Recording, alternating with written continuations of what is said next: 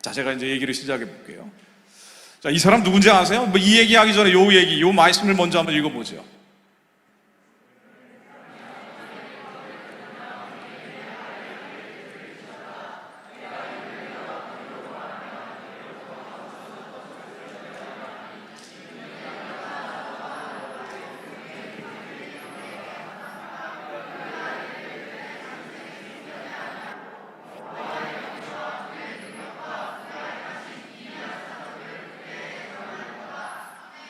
네, 시편 말씀인데요. 하나님의 백성들에게 내 율법을 듣고 내 입의 말에 귀를 기울이라고 명령을 하시고요. 그러면서 하나님의 율법과 하나님의 말에 귀를 기울여 하나님 말씀에 귀를 기울이라고 하면서 무슨 얘기를 하시는 거 아니? 그의 영예와 능력과 그가 행하신 기이한 사적을 후대에 전하리로다라고 합니다. 그러니까 하나님이 기적을 많이 행하셨는데 그 기적을 우리가 하나님의 기적을 경험했으면 그걸 다음 세대에게 또 그 다음 세대에게 전해야 되는 건 의무라는 겁니다. 여러분들이 아직은 그런 걸 많이 겪지 않았겠지만 나이 든 분들, 성인분들 하나님의 기이한 사적 기적을 경험하신 곳이 있으면 반드시 자녀들에게 전해야 되는 게 의무라는 겁니다. 근데 이 기적인 말이에요. 기적 얘기를 오늘 많이 하게 될 텐데 신학을 여러분들이 나중에 공부해 보시면은 성경책에 나와 있는 하나님의 기적, 기이한 사적들을 인정하느냐 인정하지 않느냐 가지고 신학이라는 게 갈라져요. 어느 정도 인정할 것이냐, 다 인정할 것이냐, 조금 인정할 것이냐, 아예 인정하지 않을 것이냐, 자유주의, 신정통주의 별의별 거로 나눠지는데 이 기적을 인정하느냐 인정하지 않느냐, 우리 하나님이 하신 기적을 믿느냐 믿지 않느냐, 요걸 가지고 믿음이 달라지는 거예요. 예수님이 동정녀 마리아에게 태어났다는 걸 믿으십니까? 믿어야죠. 하나님 말씀하신 것이기 때문에. 예수님이 2023년 전에 태어나시기 전에 그 이전에도 계셨던 거를 예수 선제론이라고 하는데, 어려운 말로 예수님은 하나님과 함께 계시다가 내려오신 거예요. 그걸 믿으세요? 모세가 홍해를 갈랐다는 걸 믿으십니까? 이 기적이란 말이에요. 이 기적. 근데 하나님의 말씀이 임하면 기적이 일어납니다. 그러니까 안전뱅이였던 사람도, 눈이 멀어버렸던 사람도, 심지어 문둥병에 걸려있는 사람도 예수님께서 너는 믿음으로 나음을 입었다라고 하면 고침받는 거예요. 그러니까 하나님의 말씀이 임하면 모든 게 달라진다고요.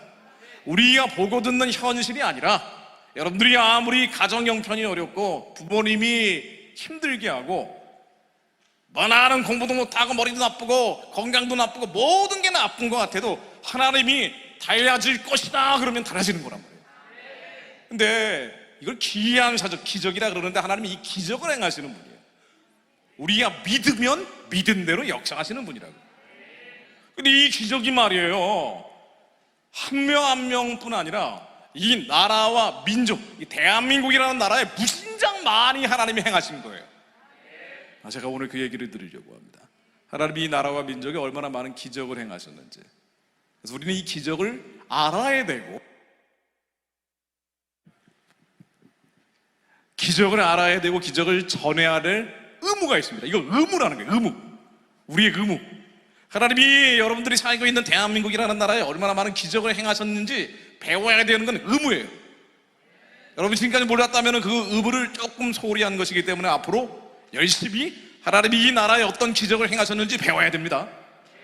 그리고 그걸 전해야 돼요.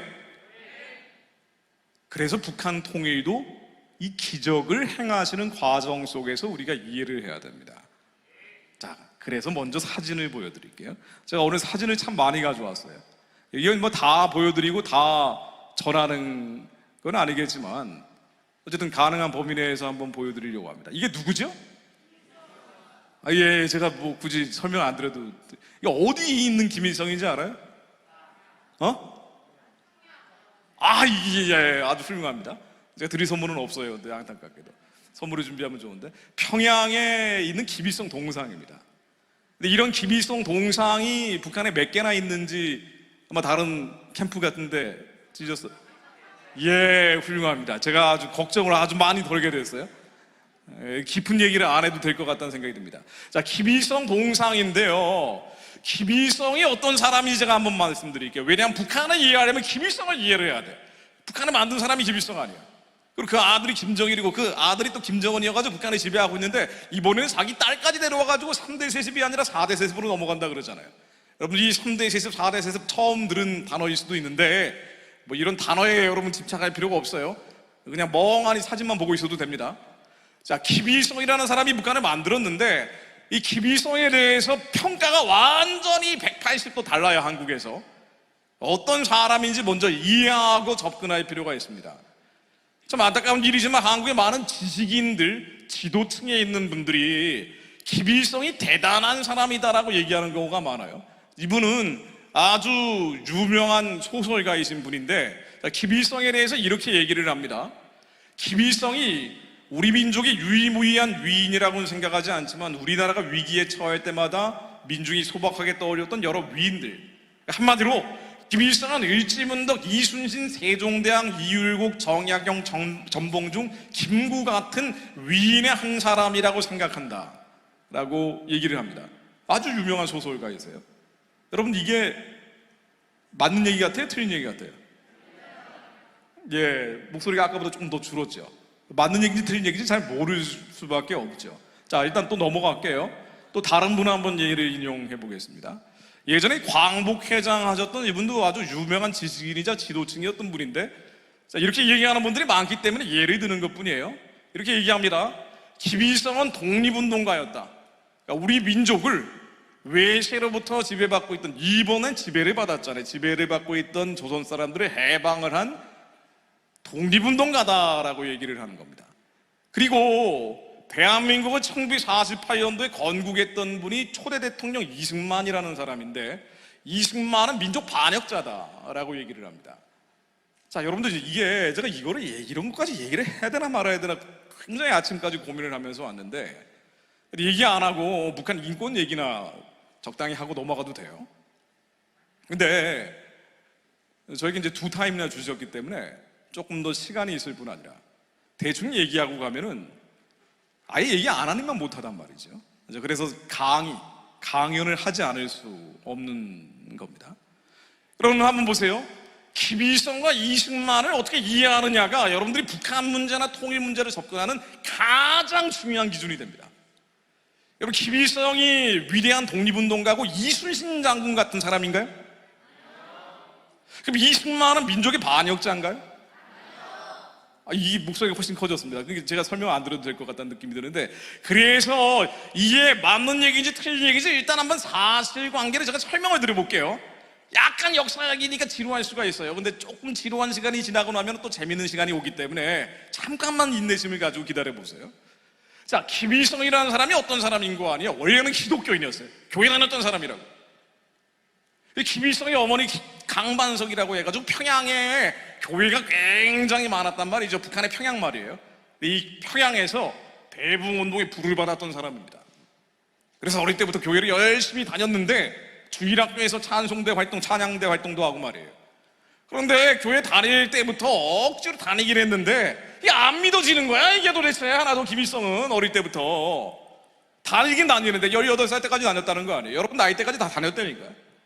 그리고 굉장히 엄마가 심히 기뻤던 사람이라는 거예요. 그런데 마음 한구석에서는 억지로 다니긴 하지만 야, 홍해가 갈라지긴 뭐가 갈라져. 예수님이 죽었다가 살아나긴 뭐 살아나, 뭐 이런 생각을 가지고 있었던 사람이에요. 그러다가 18살에 집을 나가버려요. 만주로, 저기 만주 위에 있잖아요. 북한 위에. 만주에 가가지고 마적단이라 그래서 도적대 비슷한 생활을 하기 시작을 합니다. 근데 이 도적단 비슷한 생활을 하면서 이 사람이 어떤 활동으로 처음에 역사에 나오는 거 아니? 김좌진 장군이라고 알아요? 제가 역사 얘기를 한다 그랬어요. 김좌진 장군? 청산리 대첩. 그 김좌진 장군의 후계자인 정신이라고도 하는 그 독립운동가가 있는데, 이 양반을 김일성이 암살을 해요. 여기서 그러면서 역사책에 이름이 나옵니다. 그리고 만주에 껄렁껄렁거리는 사람들하고 같이 돌아다니면서 공산주의 사상이 들어간 거예요. 그리고 그 다음은 무슨 활동을 하느냐? 중국 공산당에 들어갑니다. 중국이 지금 공산당이잖아요. 공산당은 일당 독재를 한단 말이죠. 이 중국 공산당 활동을 하다가 나중에는 중국 공산당 안에서 길을 안내하는 역할을 하는 몇 명의 대원들을 데리고 있는 대장 노릇을 하게 됩니다. 그 다음에는 중국 지역이 일본의 만주국이 건설되면서 완전히 침략이 되니까 소련군으로 들어가요. 그러니까 소련 공산당이 돼요. 한마디로 얘기해서 김일성은 한 번도 독립운동을 한 적이 없습니다. 그러니까 일본을 싫어하긴 싫어했겠지만 이 사람은 어릴 때 집을 나와가지고 민족의식이라는 게 없었어요. 한민족이라는 그런 생각 자체가 없고 중국어를 하고 러시아어를 하고 중국 공산당과 소련 공산당 활동을 했던, 그리고 바로 이 소련 공산당 했던 시절에 제일 오른쪽 밑에 있는 사람 얼굴이 굉장히 잘생겼죠. 배우같이 생겼어요. 어릴 때부터 굉장히 잘생겼다 그럽니다. 생긴 거는. 이 김일성이 소련 공산당 활동을 할 때 그 모습입니다. 여기에서 88여단이라고 하는, 이제 뭐 어려운 용어로 제가 넘어갈게요. 흐름만 이해하면 되니까. 소련 공산당에서 정보, 첩보 활동 같은 걸 하다가 나중에 일본 제국주의가 망했단 말이에요. 원자폭탄 2방을 맞고 히로시마 나가사키에 원자폭탄이 떨어지면서 일본이 망하잖아요. 항복을 하잖아요. 그리고 나서 어떤 일이 벌어지는 거 아니? 1948년 8월 15일 날 일본이 항복을 하고 나서 38선이 남북을 쫙 그어지면서 비극이죠. 우리 스스로 독립을 하지 않았기 때문에 생긴 비극인데, 남쪽은 미군이 일본군의 무장 해제를 하기 위해 진주를 하고 북쪽은 소련군이 일본의 무장 해제를 하기 위해서 진주를 합니다. 그러니까 미국하고 소련이 이제 가르기 시작하는 거예요. 자, 바로 그때 소련군 장교였던 김일성이 소련군 장군들을 등에 업고 북한에 들어오는 거예요. 한 번도 독립운동을 해본 적은 없지만 소련군이 북한을 지배하기 시작하니까 어떤 인물을 가지고 왔느냐? 이 사람은 독립을 하기 위해 온 게 아니에요. 일본을 몰아내기 위해 온 게 아니라고. 일본은 이미 망해버렸고. 자, 이 말이 역사에 기록이 되어 있습니다. 나는 세계 혁명의 과업을 위해 이곳에 올 것입니다. 그러니까 세계 혁명이 뭐냐면은요, 중국이 공산주의가 되고 소련이 공산주의가 되고 공산주의가 되면서 교회가 싹 사라져 버렸어요. 왜? 김일성은 교회를 너무 싫어하거든. 성경에 나와 있는 얘기를 하면 다 싫어하는 사람인데, 소련도, 이 러시아가 있었던 소련 말이에요. 예전에 소련이라고 불렀다고요. 이 러시아도 중국도 다 공산주의가 돼서 교회가 사라져 버렸는데, 북한이 일본한테 자유화되기 시작하니까 이 소련군 장군들과 함께 나른 세계 혁명을 위해서, 공산주의를 만들기 위해서 북한에 들어가겠습니다 라고 소련군 장군한테 대답한 기록이 그대로 역사책에 남아 있습니다. 바로 그때 1948년도 8월 15일 날 광복 이후에 소련군 장군들을 뒤에다가 깔아놓고 김일성이 처음으로 대중 앞에 나서는 모습이에요. 북한 사람들은 처음 봐는 사람이에요. 근데 원래 김일성의 이름은 김성주라는 사람이었는데, 김일성 장군이라는 이름이 일제시대 홍길동처럼 말이에요, 아주 유명한 독립운동가라고 사람들 입에 입을 타고 소문이 나 있었거든요. 그래서 김성주라는, 원래 이름이 김성주였던 사람인데 김일성이라고 이름을 바꿔가지고 북한에 들어온 거예요. 아니, 이제 이 평양에 왔던 평양 시민들이 깜짝 놀랐어요. 김일성 장군이라면 원래 나이가 지긋한 사람인 줄 알았는데 33살의 청년이 온 거예요. 소련군 대위였던 사람이 말이에요. 그러면서 원래 이름은 김성주이지만 나는 김일성 장군으로 온다라고 하면서 왜 왔느냐? 북한 지역에 공산주의 정권을 만들기 위해서 그 인물을 가지고 온 거예요. 그리고 당시에 러시아가 소련이었기 때문에 소련 공산당이 지배하고 있던 러시아의 대표가 스탈린이라는 사람이었는데, 이 스탈린이라는 사람으로부터 젊은 김일성이 너는 북한을 지배해도 좋아라는 승낙을 받고 북한의 사실상의 지배자가 됩니다. 낙점 받았다 그러는데 어려운 얘기는 다 뺄게요. 사실은 북한이 어떻게 만들어진 건고 아니? 소련의 식민지로 만들어진 거예요. 소련 공산당이 지배를 하기 위해서 직접 소련이 지배하기 어려우니까 김일성이라는 소련군 장교를 통해서 북한을 지배하기 시작하는 거예요. 만들어질 때부터 그랬다고요. 북한이 무슨 자주성이 있고 주체성이 있고 이런 거하고는 하나도 상관이 없었습니다. 처음부터. 이거는 그냥 평가가 아니라 정확한 팩트예요. 그러다 보니 1948년도에 북한 체제가 만들어지고 나서 6.25 사변이라는 게 일어났는데, 여러분들 6.25 사변 알죠? 아니, 목소리가 그렇게 작지? 6.25 사변을 압니까?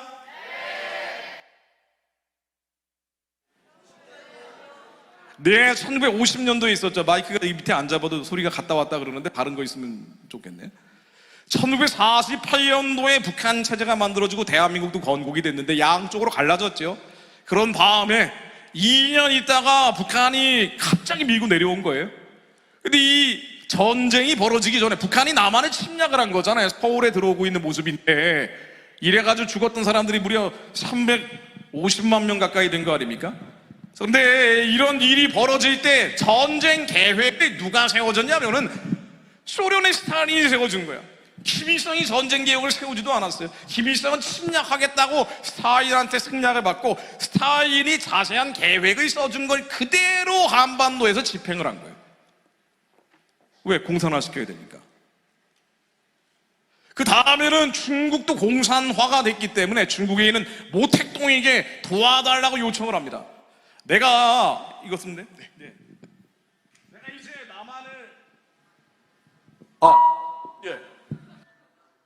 내가 이제 남한을 침략하러 내려가는데 남한을 침략하기 위해서 소련의 탱크도 가지고 가고 모든 무기들이 다 들고 나갈 텐데 만일 어려우면 중국 공산당 당신들이 도와주십시오라고 하면서 한반도 남쪽까지 모두 공산화하기 위한 계획을 소련과 중국한테 허락을 받고 침략을 시작을 합니다. 그래서 나중에 북한군이 소련군 무기를 가지고 남쪽으로 한참 내려올 때 소련군이 남쪽으로 내려올 때 미군이 한국을 도와주기 위해서 개입을 하잖아요. 이걸 메가더 장군이 했던 인천 상륙작전이라고 들어봤죠. 그러니까 한반도가 남쪽이 완전히 공산화되기 직전까지 갔다가 미국의 도움에 의해서 간신히 살아남는 데서 그치는 게 아니라 이제는 북한을 자유화하기 위해서 북쪽으로 올라가기 시작한단 말이에요. 그랬더니 김일성이 궁지에 몰린 거예요. 그러면서 이 위기시 어떻게 탈출을 할 것인가 고민을 하다가 예전에 이 전쟁 나기 전에 중국 공산당에 도움을 요청했던 것을 기억을 하고 중국 공산당에게 이런 편지를 보내게 됩니다. 요게 어디냐면요, 항미원조 기념관이라고 해가지고 단동 지역에 있는데 중국 지역에 있어요. 이 항미원조라는 게 중국 공산당이 사용하는 용어인데 6.25 사변 때 중국이 북한에 도와서 한국과 미국을 멸망시키려고 도와줬다라는 얘기예요. 이게 항미원조란 말이죠. 바로 이걸 기념하기 위한 기념관에 어떤 편지가 있는 거 아니, 김일성이 당시에 중국 공산당 지도자였던 모택동에게 보낸 편지가 있어요. 뭐라고 되어 있느냐? 약속한 바와 같이 중국 인민군의 직접 출동이 절대로 필요하게 됐습니다. 그러니까 6.25 사변을 일으키기 전에 소련 스탈린한테도 허락을 받고 중국 모택동한테도 허락을 받고 만일 내가 어려워지면 한반도에 개입해달라고 사전에 허락을 받아놓은 거예요. 약속을 받아놓은 거예요. 그러니까 이 메가더 장군이 도와주러 한국에 오니까 마침 때가 됐다라고 하면서 중국 공산당의 개입을 요청하고 이때 중국 공산당 군대가 인해전술이라는 이름으로 북쪽에서 몰려 내려오기 시작하는 거예요. 우리는 북한을 완전히 회복할 직전까지 갔었는데 갑자기 중국 공산군이 내려오니까 다시 쫓겨 내려간 거예요. 남쪽으로 도망치기 시작한 겁니다. 그래서 3년 동안 전쟁이 끌리고 수많은 사람들이 죽은 거예요. 사실은 중국 공산당이 개입을 안 했으면 많은 사람들이 죽을 이유가 없다고요. 이렇게까지 많은 사람들, 300만 명 넘는 사람들이 죽을 이유가 없는데 이렇게까지 많은 학살극, 살육극이 벌어진 거는 중국 공산당이 들어왔기 때문이라고요. 왜 들어왔느냐? 김일성이 들어오라고 하는 거예요. 이게 남한과 북한이 동족상전을 한 게 아니라 중국이 개입을 해버렸다고. 이거를 김일성이 한 겁니다. 자, 그래서 김일성이라는 사람은 한마디로 요약을 하자면은요, 북한을 공산화시키고 6.25 전쟁을 일으키고 중국 공산군을 끌어당겨서 수많은 한민족을 죽음으로 몰아갔던 사람입니다. 그리고 이 사진은 뭔가 하니 왼쪽에는 소련의 스탈린, 그러니까 러시아의 옛날 이름이 소련이죠. 그리고 오른쪽은 김일성인데 김일성은 일본하고 싸운 적이 없어요. 보천보 전투라고 해가지고 북한이 선전하는 게 있는데 이건 뭐 침화학습 같은 거지만 보촌바라는 작은 마을에 보급투쟁이라 그래서 당모가지 몇 개 비틀고 음식물 탈취해서 간 사건이란 말이죠. 항일운동을 한 게 아니에요. 독립운동을 한 적이 없단 말이에요. 근데 북한은 김일성이 33살의 젊은 나이에 권력을 잡으니까 소련군의 힘을 얻어가지고 꼭두각시로 만들어진 정권이거든요. 내세울 게 없는 거야. 일제시대 35년 동안 수많은 독립운동가들이 일본하고 싸우면서 죽어갔는데 김일성은 33살밖에 안 된 젊은 애가 해놓은 게 없기 때문에 북한을 만들면서 아니 이게 등용을 할 수 있는 장관으로 차관으로 임명할 사람이 없네. 그래서 어쩔 수 없이 북한을 만들면서 말이에요, 부수상을 시작해가지고 장관 차관 임명을 할 때 예전에 일본하고 협력했던 친일파들을 대거 등용을 합니다. 이게 북한이 처음 내각을 만들 때 부총리와 장관급으로 들어갔던 사람들이에요. 여러분 눈으로 한번 보세요. 제가 읽어볼 시간이 없기 때문에. 부주석, 권력서열 2위였던 김영주라는 사람은 김일성의 동생인데 일제시대 헌병보조원, 그러니까 헌병보조원이 뭐냐면요, 독립운동가들 잡아다가 고문하는 사람이에요. 그러니까 북한이 만들어질 때부터 친일파들이 만들었다고. 우리는 교과서에 엉뚱한 내용들 배우는 경우가 많은데 이게 왜 그러냐면요, 이유가 뭐냐, 북한이 그렇게 주장하는 거야. 내세울 게 없으니까 나중에 역사를 완전히 날조로 해버렸거든요. 이거 어이없는 일이죠. 왜? 하나님의 기이한 사죠. 우리 민족에 광복을 주신 분이 하나님이시고 건국을 하신 분도 하나님이시고 세계에서 가장 가난했던 나라를 세계에서 가장 빠른 경제 성장을 이루신 분도 하나님인데, 하나님을 인정하기 싫은 사람들은 하나님 얘기를 다 빼버리고 나니까 남는 게 김일성의 조작된 날 역사밖에 없는 거예요. 그 역사가 이렇게 중요한 겁니다. 우리 역사를 잘못 알아버리면 어디로 가야 되는지 방향을 잃어버리거든요. 근데 북한은 만들어질 때부터 항일운동이나 독립운동과는 요만큼도 상관이 없었다고요. 왜냐하면은 북한을 만들고 나니까 김일성이 33살이에요. 나이가 어린애란 말이죠. 자기 동생들 후배들이라고 해봐야 20대 초중반의 애들이란 말이야. 해봐야 예전에 빨치산 활동이라 그래가지고 마적단 활동을 하면서 말 타고 돌아다니고 이 사람 잡아 죽이는 역할밖에 안 했던 사람들이에요. 돈 되는 짓이라면 뭐든지 했던 사람들이란 말이죠. 조폭 집단 같은 애들이란 말이야. 그래, 글자를 읽는 애들도 없어. 그러니까 어쩔 수가 없는 거야. 이게 나라를 경영을 해야 되는데 소련군은 떠나버리고, 나라를 경영하기 위해서는 예전에 일제시대 고위직 관료들을 다시 등용하는 수밖에 없었어요. 문맹률이 80%가 넘었거든요. 글자 읽는 사람이 10명 중에 2명밖에 안 되니까. 그러니까 북한을 만들면서 친일파들이 대거 등용됩니다. 소련의 식민지 정권이었기 때문에. 그럼 북한이 친일 성산을 하고, 그러니까 일제시대의 잔재를 다 없앴다, 뭐 이렇게 얘기하는 분들이 있어요. 지금도 여러분들이 교과서에서 또 교사분들이 가르치는 내용 중에 그런 내용들을 가지고 교육하는 경우가 많단 말이에요. 왜 그러느냐? 주체사관이라 그러는데 북한식 역사관이에요. 이게 한국에 80년대부터 스멀스멀 들어오기 시작하더니 민중사관이라는 걸 만들어버린 거예요. 그리고 이게 이 북한식 역사관이 머리에 싹 들어가 버리면은 역사를 똑같은 역사를 보더라도 전혀 다른 식으로 해석을 해버리는 거예요. 그러나 그건 진실은 아니죠. 그 진실은 뭐냐? 북한 역사책 어디를 들여다봐도 친일 청산했다는 기록이 없어요. 사람을 많이 죽이긴 했어요. 북한을 만들면서. 뭐 했느냐? 공산주의 숙청을 했다는 기록은 무진장 많이 나옵니다. 그러니까 공산주의에 반대하면 죽인 거지 친일파에서 사람을 감옥에 가두고 죽인 적은 없다고요. 북한은 만들어질 때부터 친일파들이 대거 등용됐기 때문에. 반면에 대한민국이라는 나라는 어떠냐면요, 그러니까 여러분들 남한도 문제고 북한도 문제고, 남한도 만들어질 때부터 반쪽이었고 북한도 만들어질 때 반쪽이었다, 이런 역사관은 세상 사람들이 하는 거지 그리스도인들이 하나님의 기이한 사적을 아는 사람들이 할 얘기가 아닙니다. 대한민국은 역사적인 정통성과 정당성이 있는 나라로 만들어진 나라예요. 북한은 아예 이게 없이 출발을 한 반국가단체, 반란단체, 반역 집단으로 시작을 했다고요. 만들어질 때부터 그런 거야. 왜? 북한은 교회를 없애면서 시작을 했고, 없어지는 교회를 마지막까지 붙들고 있다가 남한으로 신앙의 자유를 찾아온 사람들이 주도적으로 만든 게 대한민국이거든요. 여러분들 이 나라가 어떤 나라인지 이해하고 있어야 된다고요. 대한민국은요, 만들어질 때부터 이게 초대 내각입니다. 가운데 있는 게 이승만 대통령이고요. 대한민국 초대 내각은 완전히 독립운동가들로 구성이 되어 있습니다. 이거 참 의외죠. 뭐 역사에 관심이 없는 분들은 처음 들어보는 얘기고 무슨 얘기인지 잘 이해가 안 되겠지만 조금이라도 관심 있는 사람들은 대한민국은 친일파들이 만들었다 그러던데 이런 얘기 한단 말이죠. 그 이게 뭐냐면은요, 남한이나 북한이나 문맹률이 80%라니까요. 글자 읽는 사람이 없는 거야. 아니, 동석이, 면석이, 저 동사무소 직원을 하더라도 글자를 읽을 줄 알아야 될 거 아니에요. 근데 글자 읽는 사람이 10명에 2명밖에 안 돼. 교육받은 사람이 없는 거야. 이러다 보니 남한이건 북한이건 실무 관료들은 다 친일파들이었어요. 교육받은 사람들이 친일파거든.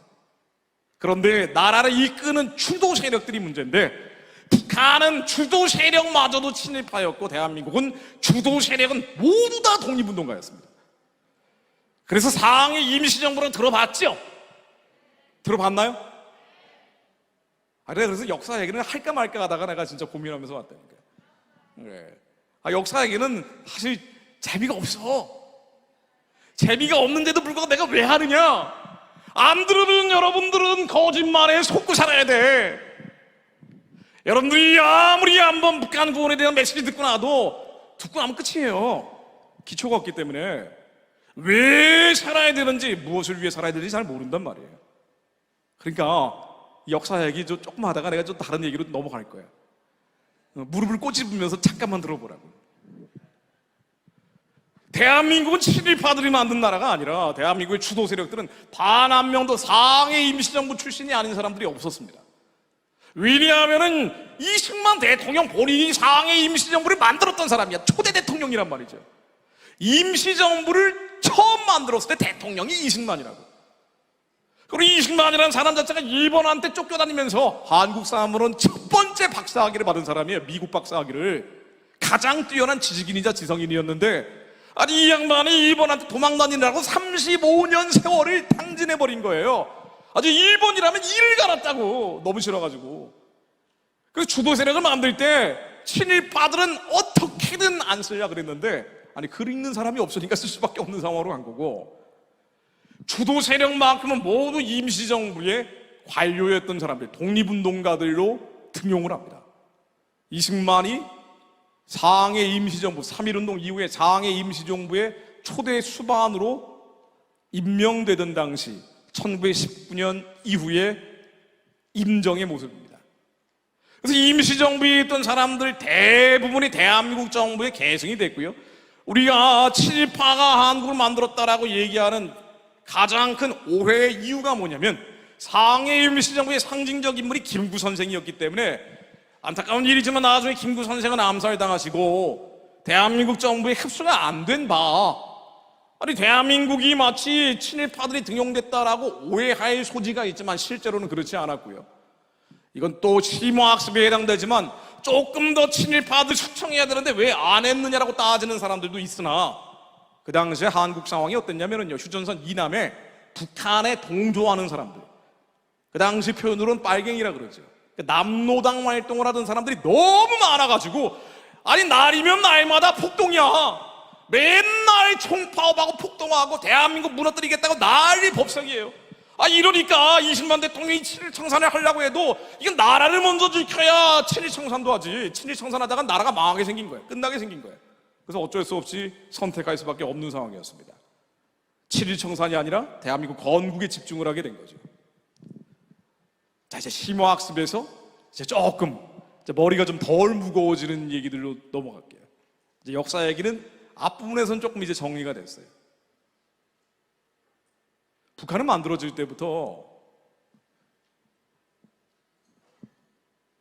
공산주의 정권을 만들겠다는 김일성이 소련군이라는 외세의 힘을 빌어서 북한의 교회를 없애는 과정을 거쳐 건립이 됩니다. 그러니까 1948년도에 김일성이 권력을 잡고 1950년 6.25 사변이 일어나고 그 다음부터 무슨 일이 벌어졌는 거 아니? 김일성은 하나님이 마음속에 두기 꺼려하면서 어릴 때부터 들었던 성경의 기적이 너무너무 싫었기 때문에 기독교인이라 그러면 속성을 잘 알아요. 주일날 모여가지고 맨날 찬양하고 경배한다 그러면서 나라 일 안 한다고 모든 행사를 주일에 하고 주일에 안 모인 사람들은 감옥에 넣어버려요. 김일성 이 짓을 하기 시작한 거예요. 그 교회를 찌를 말리기 시작합니다. 그러면서 나중에는 친일파들이 다 등용을 해놓고 말이에요. 내세울 게 없으니까 내가 사실은 만주에서 마적단 활동을 한 게 아니라 사실은 공산주의 활동을 한 게 아니라 항일운동을 했다라고 역사를 날조하고 조작 변개하기 시작합니다. 그러면서 김일성이 항해 무장투쟁이라는 것을 하나의 신화로 만들어요. 그리고 신의 자리에 김일성이 들어갑니다. 그러니까 우상화를 하기 시작합니다. 신격화를 하기 시작합니다. 그래서 아까 많은 사람들이 대답을 했던 김일성 동상을 북한 전역에 세우기 시작합니다. 그리고 김일성 동상 옆에 김정일 동상까지 무려 이 동상 다 합치면 38,000개가 넘는 무지막지한 동상들을 세우면서 김일성을 신격화하고 이 김일성을 신격화한 논리를 주체사상이라고 이름을 붙이기 시작하는 거예요. 하나님이 제일 싫어하는 게 우상숭배란 말이죠. 하나님 자리에 인간이 올라가 버리는 거예요. 이 인간의 가장 끝판왕 김일성이 하나님을 영광에 탈취하기 시작하는 거예요. 이러다 보니까 북한이 원래 교회가 많았던 곳이거든요. 기독교인이라 그러면 평양 시민이다라고 얘기할 정도로 평양에 교회가 많았다고요. 이 많은 기독교인들이 북한에서 박해를 받기 시작하니까 남쪽으로 내려와요. 신앙의 자유를 찾아서. 그래서 1945년에서 1955년 그러니까 대한민국이 만들어질 바로 그 무렵 6.25 전쟁이 날 바로 그 무렵에 남한에 만들어졌던 교회의 90%가 북한에서 자유를 찾아 내려온 월남자들이 만든 교회예요. 북한에서 워낙 교회를 불태우고 짓밟아 버리니까. 그리고는 김일성이 주체 사상이라는 걸 만들어가지고 1960년대부터 신격화하기, 우상화하기 시작하면서 어딜 가나 북한 사람들은 김일성 사진과 동상을 보고 절하도록 강요를 합니다. 자, 여러분들 한국에도 우상 숭배하는 사람들이 있죠? 있어요, 없어요? 근데 이 우상 숭배는요, 좋은 거예요, 나쁜 거예요? 나쁜 거죠.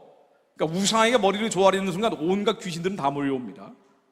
그런데 이 우상 숭배 안 하면 좋겠는데 그들이 원해서 하는 거예요. 자율적인 의사를 가지고 하는 거라고요. 근데 북한에서는 이 김일성, 김정일이 우상화하는데 원치도 않는 국민들을 잡아다가 우상화를 안 하면 죽이는 곳이란 말이에요. 그래서 국가가 강제를 하는 겁니다. 그러니까 이게 완전히 다른 거예요. 국가 차원의 우상 숭배를 강요하는 곳이 북한입니다. 그러니까 어디를 가나 김일성, 김정일 사진을 봐야 돼요. 호텔 로비에 가도 김일성, 김정일 사진이 걸려 있습니다. 절해야 됩니다. 호텔 방에 들어가도 김일성, 김정일 사진이 걸려 있어요. 도서관에도 김일성, 김정일 사진을 봐야 됩니다. 병원에 가도 김일성, 김정일 사진이 있어요. 지하철을 타도 김일성, 김정일이 있어요. 장구 칠 때도 봐야 돼요. 큰 도서관에 가도 있습니다. 어린이들 타가소에도 있어요. 아빠 방에도 있어요. 딸 방에도 있어요. 미싱할 때도 있어요. 출산할 때도 봐야 돼요. 김일성 배지를 달아야 됩니다. 김정일 배지까지 같이 달고 있어요. 우표도 김일성, 돈도 김일성, 책도 김일성, 심지어 TV를 틀어도 김일성. 카드 섹션극이에요. 이 머리 조그맣게 나와 있는 게 다 사람들이라고. 이 사람들이 김일성 얼굴을 만들기 시작하는 거예요. 여기 동원되는 아이들이 무려 2만 명이 넘습니다. 이 가운데 있는 애들은 어떻게 해요? 오줌 마려우면 어떡할까요? 나올 수가 없죠, 중간에.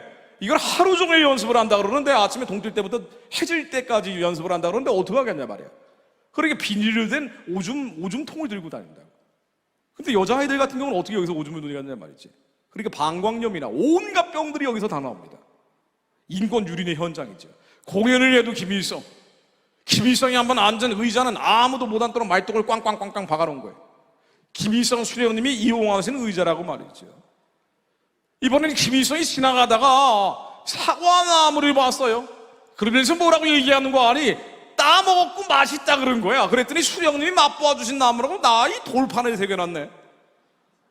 이거는요, 김일성이 굴린 볼링공 같죠? 자세히 읽어보면 그게 아니라 김일성이 몸소 보아주신 볼링공이라고 돼 있어요. 굴린 것도 아니고 말이지.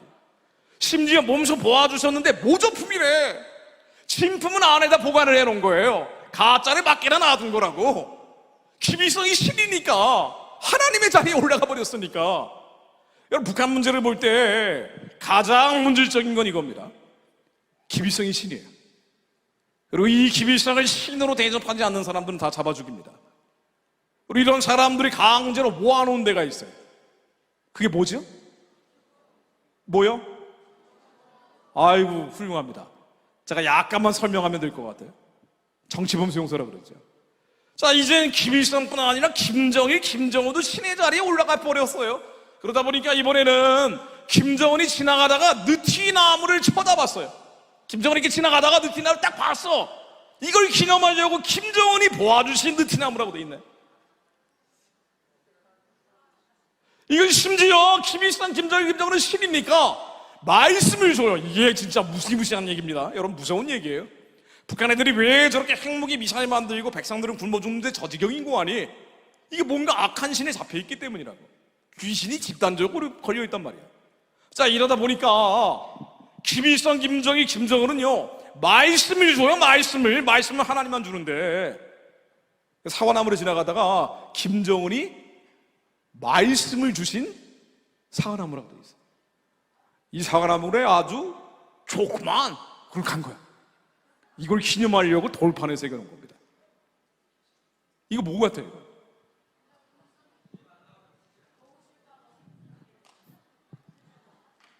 김일성, 김정일이 사진 속에서 더울까봐.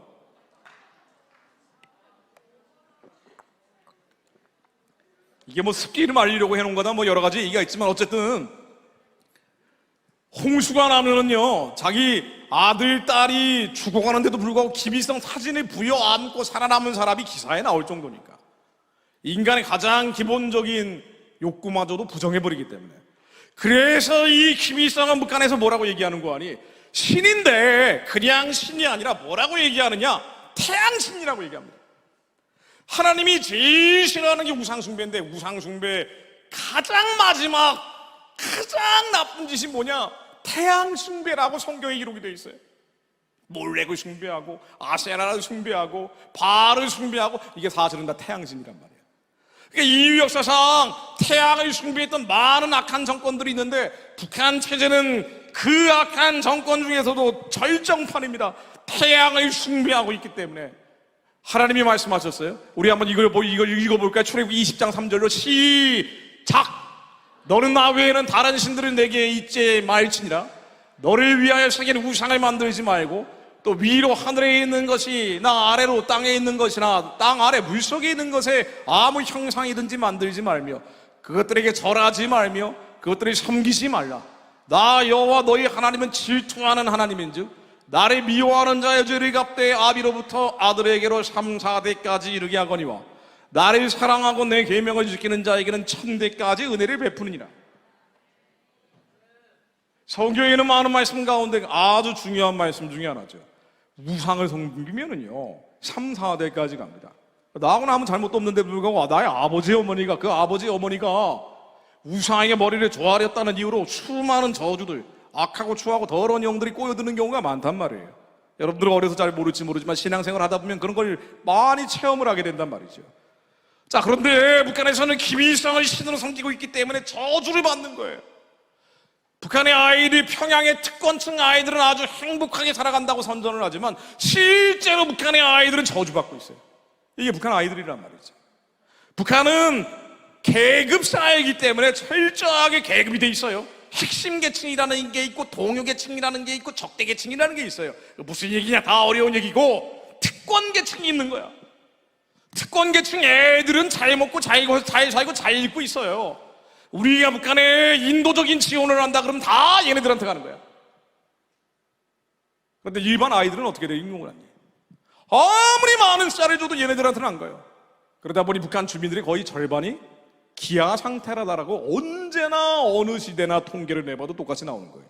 지금도 44% 정도가 영양실조입니다. 이거는 식량을 줘도 소용이 없는 거예요.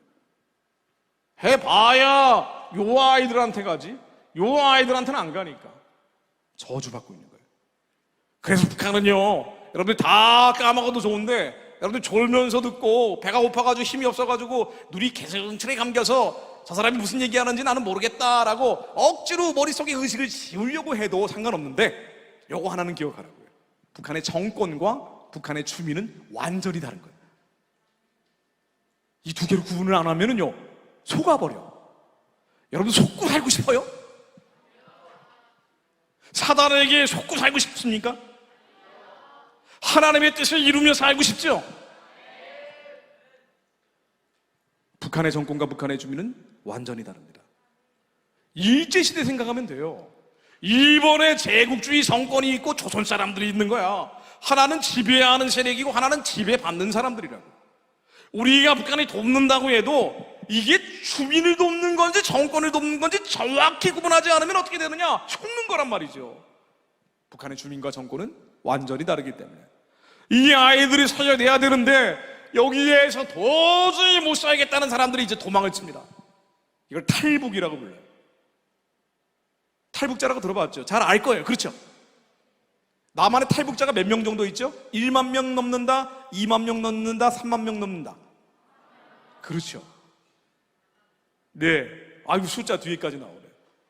많은 사람들이 남한에 와 있죠. 왜 와 있느냐?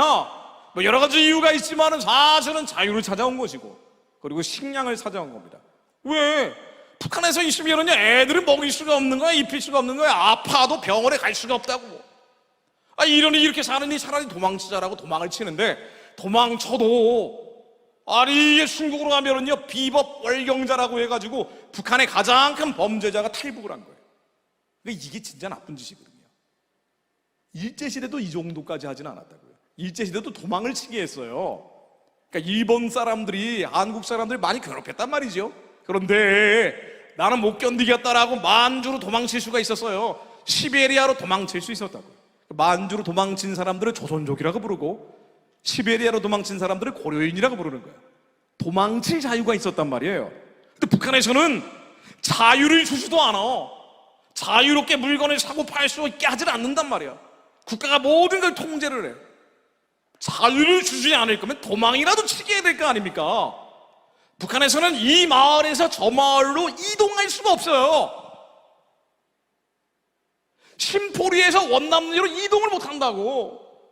전남 해남에서 전남 강진으로 이동을 못해. 사람이 이동하려면 어떻게 해야 되는 거 아니? 통행증을 받아야 돼. 이게 없으면 감옥 가는 거야. 아니 자유를 주지도 않고 이동도 못하게 하고 도망도 못 치게. 이러니까 몰래 압록강 두만강을 건너서 도망치는 게 탈북자입니다. 목숨 걸고 오는 거죠. 근데 이 사람들이 너무 많으니까 중국하고 북한하고 국경지대에 중국이 이런 팻말을 걸어놨어요. 뭐라고 돼 있냐고 하니 월경자 수용 금지, 월경 여성 어린이 판매 금지. 이게 무슨 얘기예요? 여자들하고 아이들이 국경을 넘어오면은 거기서 파는 거예요. 사고 파는 거예요. 그 사람이 사람 대접을 못 받는 거예요. 짐승처럼 사고 파는 겁니다. 제가 그 중국 지역에 예전에 기자 생활할 때 취재를 간 적이 여러 번 있는데 거기 가면은요 조선족 주인들한테 돈을 주고 새벽에 탈북자들을 만납니다. 낮에는 만날 수가 없어요. 왜냐면 걸렸다가는 중국 당국에 잡혀서 북한 당국에 넘겨지거든. 강제 송환이라고 그래요. 이 사람들은 새벽에 만나는데 새벽 2시, 3시에 몰래 만나는 거예요. 70대 할머니를 한번 만났더니 이분이 북한에서 도망친 지 5년 정도 됐는데 집 밖으로 나가본 적이 없어요. 그 조선족 주인 집 밖으로 나가본 적이 없어요. 간병인으로 와 있는 거예요. 식모로 와 있는 거예요. 근데 집 밖으로 못 나가. 나가면 잡히니까. 북한에서는 굶어 죽는 노예였고 중국에서는 밥을 먹는 노예. 이게 북한 사람들의 삶인 거예요. 태권층은 잘 먹고 잘 살죠. 김정은이 나오면 막 꽃 흔들리면서 좋아하는 사람들 있잖아요. 평양에. 이런 사람들은 가장 선택받은 사람들, 김정은에게 모든 걸 충성하는 사람들. 이런 사람들은 이제 한국의 교회가 가서 많이 도와준다고요. 북한의 특권층은. 근데 버림받은 사람들, 북한 주민의 90%는 완전히 버림받은 사람들. 근데 도저히 굶어 죽지 못하겠다라고 하는 사람들이 중국에 넘어가면 여기서부터 팔립니다. 그러니까 여성들이 많이 팔리는데 이거 여성들 같은 경우는요 10대 소녀, 여러분들 나이에 있는 10대 소녀들까지 팔려다녀요. 가장 많이 팔리는 게 사실은 10대 소녀들입니다. 그러니까 짐승값에 팔린다. 그래서 중국 가면은 탈북 여성들은, 젊은 여성들은 뭐라고 부르냐면 돼지라고 불러요. 이죠, 알죠, 싼죠, 쓰죠. 돼지 한 마리, 돼지 두 마리, 돼지 세 마리, 돼지 네 마리 이렇게 부릅니다. 사람이 아닌 거예요. 짐승으로 팔리는 거예요. 이게 우리 민족의 절반이 겪고 있는 일이라고요. 이 사람들이 살게 내버려두는 것도 아니고 한두 명이 아니야. 중국에 있는 숨어있는 탈북자들 따지면은 춘궁기 봄철이 되면은요 굶어 죽는 사람이 많으니까 100만 명 가까이 간다는 게 정론이에요. 100만 명 된 한국 사람들이 숨어서 몰래 빌어먹고 살고 있는 거예요. 그리고 젊은 여성들은 정말 눈물겹게 더 끔찍한 삶을 사는 경우가 많습니다. 그래서 중국 남자들한테 팔려가요. 근데 팔려가서 좋은 남자 만나면 좋지만은 아니 팔려왔는데 어떻게 좋은 남자를 만날 가능성이 많겠냐 말이에요. 그야말로 사람 이하의 짐승보다 못한 벌레처럼 사는 경우가 많습니다. 근데 이 사람들이 중국에서 살게 내버려 두는 것도 아니고요, 중국 당국이 발견하면은 또 단속하는 철이 있다고요. 이 사람들이 일제 단속하듯이 잡아다가 북한으로 넘깁니다. 북한으로 넘기면 이거 강제 송환이라 그러는데요. 이게 그림 몇 장 보여드릴게요. 이거 애들한테 보여줘야 되나 말아야 되나 이것도 고민하면서 왔는데 그냥 빠르게 넘어가겠습니다. 아니에요? 아니 뭐 봤을 수도 있고, 강제 송환된 여성들이 임신해서 돌아온 여성들이 많거든요. 왜? 팔려갔으니까. 그러면은 아이들을 어떻게 할 것 같아요?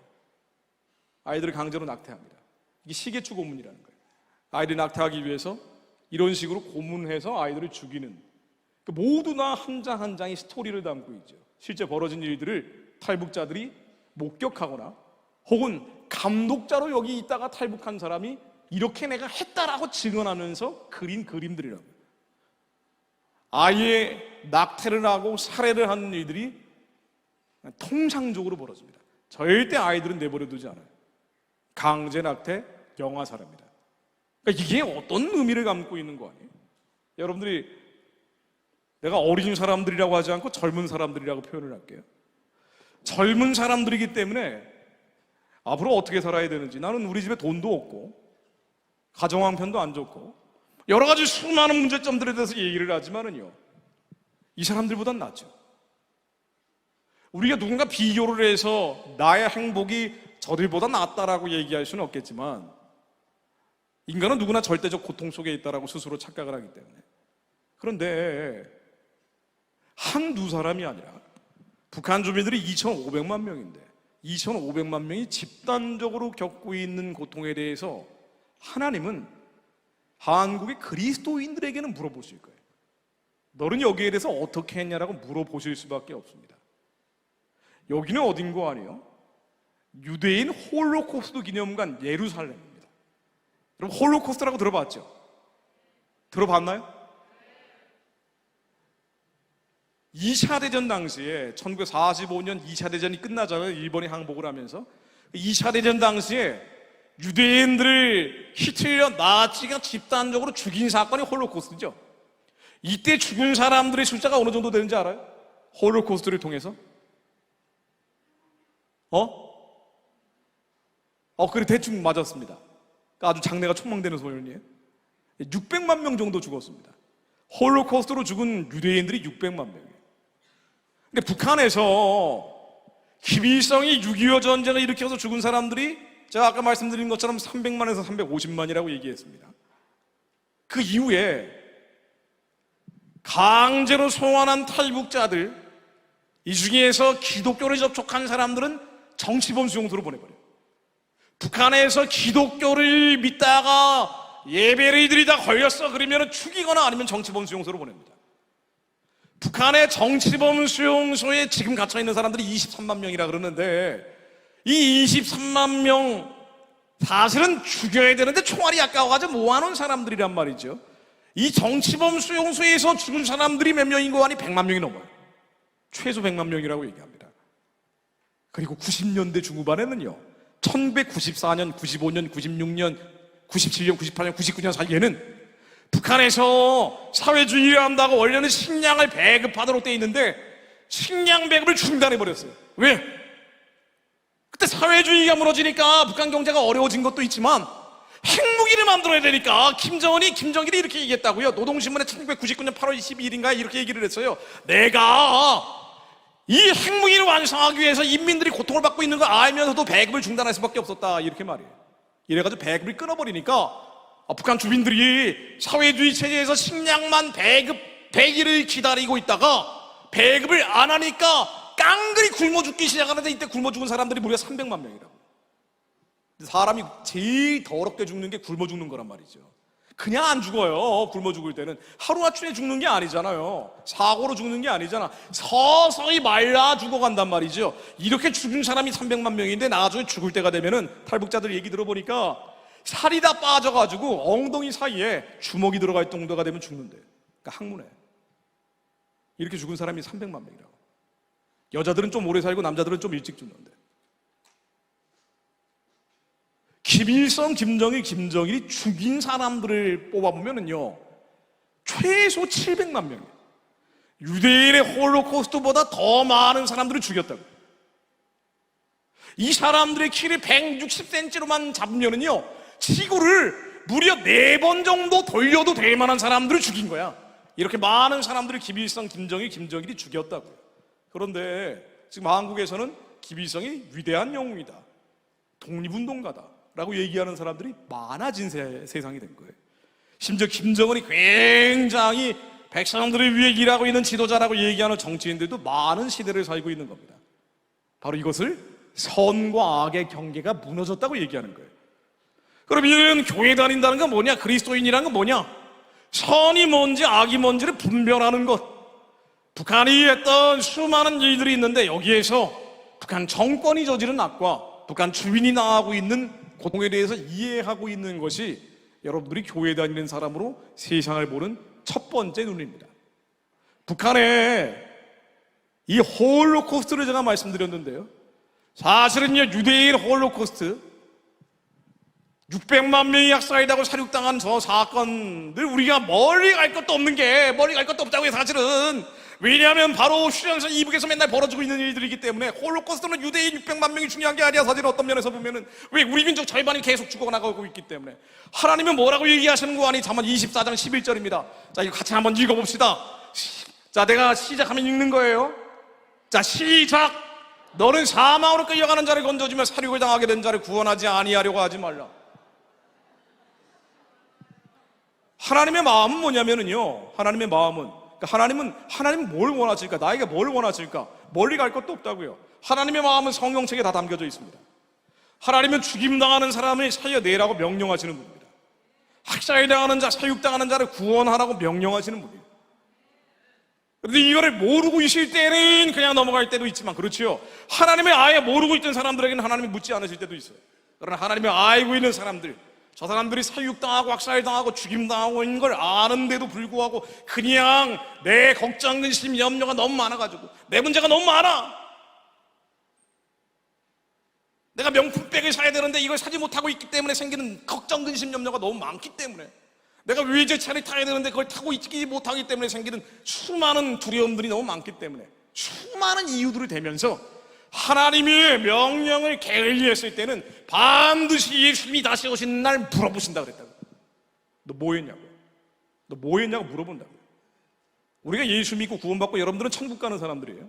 믿습니까? 여러분 천국 가는 거 믿어요? 우리 지금 당장 사건 사고가 나가지고 천국 가도 아쉬울 게 없어요. 구원받았기 때문에. 그런데 하나님께서는 뭘 말하시는 거 아니? 너희 이 땅에서 구원받은 사람으로 뭐 했느냐라고 물어보신다고. 상급을 주신단 말이에요. 그래서 하나님이 선하고 의로운 일을 한 자들에게는 상을 주시고, 그렇지 않은 자들에게는 벌을 주신다고 해요. 그래서 하나님의 마음이 뭔지, 하나님이 뭘 기뻐하시는지 그걸 이루어드리기 위해서 우리가 애를 쓰는 거예요. 구원 받았는데도 불구하고. 그래서 하나님께서 1달란트, 3달란트, 5달란트, 10달란트 수많은 달란트를 사람들에게 주시고, 이 달란트 탤런트 아니에요, 재주. 나는 아무 탤런트가 없는데 딱 1달란트는 누구나 주셨단 말이야. 이 1달란트 주신 자들에게 너 뭐하다 왔니라고 물어보신다고요. 그럼 이 사람들은 핑계를 댄다고요. 아우, 저는요 3달란트도 아니고 5달란트도 아니고 10달란트도 아니고 딱 1달란트 줘가지고 말이에요. 돈도 없어요, 공부도 못해요, 머리도 나빠요, 건강도 약해요, 우리 집안은 형편없어요. 그래서 할 수 있는 게 없기 때문에 그냥 하나님이 주신 달란트를 땅에다 묻어버리고 왔습니다. 대부분의 그리스도인들이 하나님께 이렇게 항변을 할 거예요. 하나님을 심지 않은 데서 거두고 해치지 않은 데서 모으는 분 아닙니까? 불가능을 가능케 하는 분인데 왜 나한테 재주도 주지 않고 능력도 주지 않고 돈도 안 줘놓고 말이야 뭐 일을 하라고 시켰냐 말이지 라고 따질 거라는 거예요. 그런데 그런 사람에게 하나님이 뭐라 그러세요? 이 약한 달란트를 준 사람들이 아무것도 안 하고 하나님이 기뻐하는 일이 있는데 안 하고 그냥 적당히 먹고 살기 위해서 사이다 온 사람, 그냥 처자식 먹여 살기 위해서 사이다 온 사람, 심지어 그것도 안 한 사람들, 그런데 그리스도인들이야. 교회를 열심히 나갔대. 근데 하나님의 일은 하지 않았어. 땅에다 묻어버렸어. 이런 사람들이 나중에 예수님이 다시 오시는 날 그리스도의 심판대 위에 세워져서 물어보신다는 거예요. 너 뭐 했니? 저요? 아무것도 안 했어요. 그러면 예수님이 이렇게 말씀하십니다. 이 약하고 게으른 종아, 내가 해치지 않은 데서 모으고 심지 않은 데서 거두는 걸 알았으면 그 한 달란트를 은행에라도 맡겨뒀어야 되는 거 아니냐? 누군가를 섬기기라도 했어야 되는 거 아니냐? 기도라도 했어야 되는 거 아니냐? 아무것도 안 한 이 약하고 게으른 종을 다 내쳐버려라. 그래서 새하늘 새 땅에 내동댕이 쳐진다고 나옵니다. 그래서 예수님이 계속 얘기하신 게 나를 믿어라 그럼 구원을 받을 것이다 라고 하는 것과 함께 너희들이 행한 대로 갚아주겠다. 무엇을 행했는지 반드시 기록하고 기억하고 그 행한 대로 갚아줄 것이다. 하나님은요, 하나님의 마음은 여기 있습니다. 죽어가는 자, 사망으로 끌려가는 자를 건져내라고 하시고 살육당하게 된 자를 구원하라고 명령하시는 분이에요. 인류가 특히나 독일에 있는 기독교인들이 2차 대전 당시에 죽임당하고 있는 유대인들이에요. 홀로코스트 당하고 있는 사람들입니다. 이 사람들이 방관하고 외면했기 때문에 하나님께 많은 징계를 당하고 전쟁의 참화, 잿더미 속에서 일어나는 고난과 고통을 겪었던 것처럼 지금 홀로코스트를 경험하고 있는 사람들, 북한이에요. 북한에서 지금 사람들이 계속 죽어나간다니까. 예수님 불렀다간 그냥 살육당하는 거예요. 남한의 비디오 한번 봤다가는요, 고등학생들이 처형당하는 곳이 북한입니다. 그런 북한 가련한 백성들을 그대로 눈 감고 귀 막고 있는 한국의 그리스도인들에게 하나님이 물어보신단 말이에요. 이 그림은요, 북한 수용소에 갇혔던 사람이 극적으로 탈출을 해서 내가 이렇게 겪었노라고 그린 그림이에요. 먹을 게 없으니까 죽은 사람의 손에 움켜쥐고 있던 옥수수 강냉이를 뺏어서 먹는 모습입니다. 먹을 게 없으니까 쥐를 잡아먹는다는 거 아니에요. 뱀을 잡아먹는 거는 영양식이라고 얘기를 하잖아요. 우리가 아무리 많은 식량을 북한에 줘도 이 사람들에게는 한 톨도 들어가지 않아요. 저 사람들을 빨리 해방하고 구원해야 되는데, 그걸 위해 기도해야 되는데 기도하지는 않고 정권에 돕고 있는 한국의 교회가 얼마나 많은지 모른단 말이죠. 2차 대전 당시에 역시 유대인을 살해하고 있는 독일의 나치 군대 모습입니다. 근데 이게 멀리 갈 게 없다니까요. 정치범 수용소에서 매일같이 벌어지는 일들이기 때문에 이 사람이 왜 처형당하고 있는지 밑에 스토리가 있어요. 도망치려고 했다는 거예요. 정치범 수용소에서 도망치려고 하면 죽입니다. 정치범 수용소에서 연애질을 하면 죽여요. 거기 연애하고 결혼하고 출산하는 데가 아니란 말이죠. 사람을 가둬놓고 있는 가두리 양식장이에요. 죽으라고 내버려둔 데란 말이죠. 근데 여기에서 인간의 존엄과 가치를 쫓아가는 순간 죽습니다. 그래서 하나님이 이렇게 말씀하십니다. 하나님의 마음이 어디에 있느냐? 우리가 예수 믿고 구원 받았는데도 불구하고 왜 하나님의 일을 더 기쁘게 감당하려고 애를 쓰는 거 아니? 하나님은 그냥 기도하는 것을 기뻐하시는 게 아니라, 이게 이사야 58장 6절 말씀인데요, 이 말씀도 한번 읽어봅시다. 우리가 한번 같이 읽어보자고요. 자, 하나 둘 셋 하면 읽어봐요. 하나 둘 셋. 나의 기뻐하는 금식은 흉악의 결박을 풀어주며 멍에의 술을 끌어주며 압제당하는 자를 자유케 하며 모든 멍에를 꺾는 것이 아니겠느냐. 하나님이 이뻐하는 금식, 이 기도가 왜 나오냐면요, 이사야라는 선지자가 있어요. 이 양반이 유대인들이 열심히 기도하는 걸 봤어. 근데 열심히 기도를 하긴 하는데 이게 다 자기를 위한 기도야. 하나님 돈 좀 주세요. 하나님 나 진학 좀 시켜주세요. 나 대학 좀 보내주세요. 나 유학 좀 보내주세요. 나 취업 좀 시켜주세요. 나 결혼 좀 시켜주세요. 이런 기도도 중요해요. 근데 이 기도만 하고 있더라 이거야. 우리 자신만을 위한 기도를 하고 있더라 이겁니다. 그런데 하나님이 뭘 기뻐하시는지 이사야라는 선지자가 이렇게 얘기합니다. 하나님이 기뻐하시는 그 음식은 너희는 이미 구원받은 자들이 아니냐, 너희가 그의 나라와 그 나라의 의를 구하면 먹고 입고 마시는 거 다 책임지시는데 안 믿느냐라고 얘기하시는 거예요.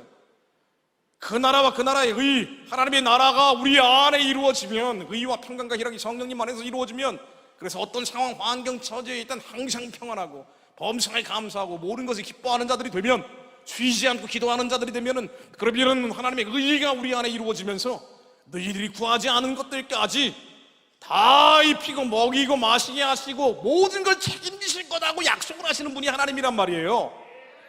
하나님은 우리가 심지 않은 포도나무에 열매를 맺게 하시고 파지 않은 우물에 물을 마시게 하는 분이에요. 하나님은 우리가 치지 않은 성읍도 갖게 하시는 분이란 말이죠. 하나님을 믿지를 않고 하나님이 내 걸 다 책임지실 건데 안 믿고 맨날 걱정, 근심, 염려 좀 하지 말란 말이죠. 하나님이 말씀하시는 게 이거란 말이에요. 우리가 진짜 기도해야 될 건 뭐냐? 야, 너희들만을 위해서 기도하지 말고 하나님이 다 책임지시니까. 우리가 잠시 잠깐 어려움이 있어요. 인생 살다 보면 어려운 시기가 오죠. 사망의 음침한 골짜기를 걸어갈 때도 있고 억울한 일, 온갖 환난과 시련을 겪을 때도 있단 말이에요. 그런데 하나님 뭐라 그러시냐면은 그런 거는 사랑하는 자기 때문에, 그의 받으시는 아들이기 때문에 어려움을 주시는 것이고 반드시 연단을 거친 후에 정금같이 쓰기 위한 거라고 말씀하신단 말이죠. 터널은 끝나는 거란 말이에요. 여기에 빠져가지고 염려 좀 하지 말고, 오지도 않은 거 가지고 걱정 근심 좀 하지 말고 뭘 기도하라고 하시는 거 아니에요. 야, 저 사람들 좀 봐라. 흉악의 결박을 풀어줘라. 멍에의 줄을 끌어줘라. 압제당하는 자들이 너무 많지 않느냐? 그러니 너희들은 기도해라. 예수 그리스도의 이름으로 명하노니 북한의 우상 숭배에 지는 예수의 이름으로 명하노니 다 무너질지어다. 예수 그리스도의 이름으로 명하노니 북한의 어둠과 흑암의 정사 권세는 예수의 이름으로 명하노니 다 물러날지어다. 예수 그리스도의 이름으로 명하노니 저 가련하고 불쌍한 북한의 동포들은 해방될지어다. 저들의 흉악의 열박과 멍에의 줄은 예수 그리스도의 이름으로 명하노니 다 끊어질지어다. 기도하라는 거예요. 저 추구하는 자들을 위해 부르시라는 거예요. 그러면은 네가 입고 먹고 마실 거 모든 걸 너희들이 기대했던 것보다 더 채워주신다는 거예요. 기도하고 마무리하겠습니다. 하나님, 주님의 아들 딸들에게 하나님의 마음을 부어주시니 감사드립니다. 머릿속에 수많은 잡념망상들이 아니라 우리 심령 가운데 역사하시는 하나님의 신의 저희들이 감동받게 하시고, 주님의 움직임과 그 세밀한 동선을 따라 저희들이 성령에 따라 살며 성령에 따라 행하는 자들이 되게 하옵소서. 우리 머릿속에 있는 하나님에 대적하는 모든 이론과 잡담 이데올로기들과 온갖 잘못된 정보들과 거짓 지식들이 예수 이름으로 다 깨어지게 하옵소서. 완전히 무너지게 하시어 성령 통치받는 자를 되게 하옵소서. 우리의 영이 살아나는 것은 물론 이 나라와 민족을 향한 하나님의 부르심을 이루는 자를 되게 하옵소서. 북한 가련한 동족들이 해방하고 구원하는 자를 되게 하옵소서. 북한이 열리고 만주와 시베리아로 복음 들고 뻗어가는 자를 되게 하옵소서. 땅끝까지 복음 전하며 예수 오실 있기를 예비하는 자들로 하나님, 이 젊은 친구들을 사용하여 주옵소서. 예수 그리스도 힘으로 기도드립니다.